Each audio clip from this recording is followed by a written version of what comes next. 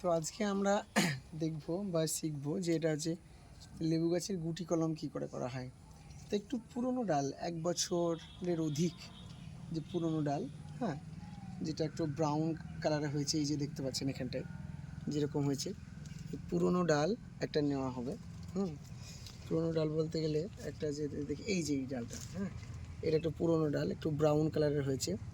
এই গাছটা দুটো যে গিট আছে তার মাঝের অংশ, দুটো গিটের মাঝের অংশ এরকম করে প্রথমে ওর যে ত্বকটা বা ছালটা সেটা কেটে দিতে হবে।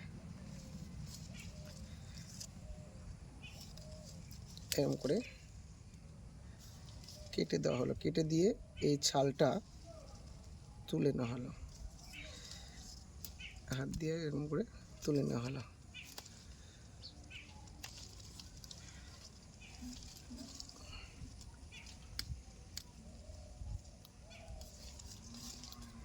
সম্পূর্ণ তুলে নেওয়া হলো। এখানে তুলে নেওয়ার পর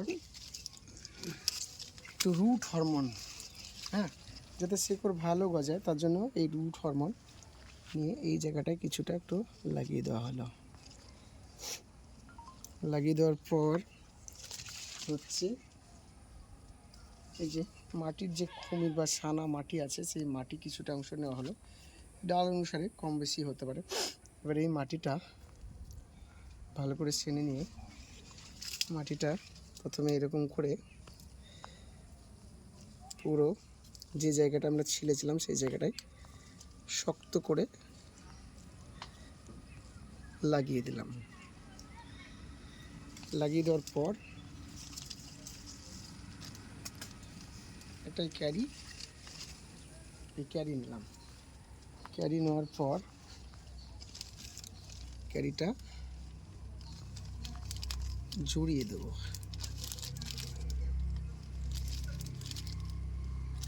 এরকমভাবে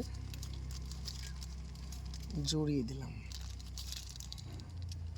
জড়িয়ে দেওয়ার পর এমনভাবে দুই প্রান্ত বেঁধে দেব যাতে কোনো হাওয়া ঢুকতে না পারে।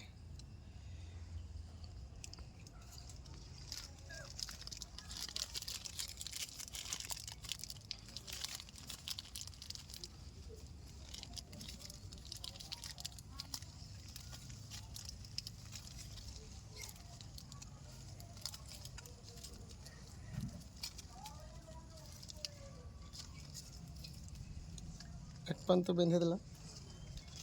এক প্রান্ত বাঁধার পর অপর প্রান্ত মাটিটাকে সমান করে নিয়ে এরকম করে নিয়ে এই হচ্ছে বেঁধে দিলাম।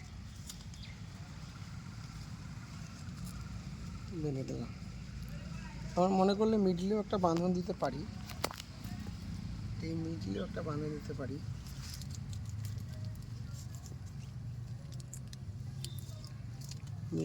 বাঁধনটা হালকা করে দেবো, মিডলেও একটা বাঁধন দিলাম। এটা মোটামুটি 20 থেকে 25 দিন বা 30 দিনের মধ্যে এরকমই রেখে দেবো, কিচ্ছু করবো না। তো এ থেকে শিকড় গজিয়ে যাবে। বাস, এই ভিডিওটা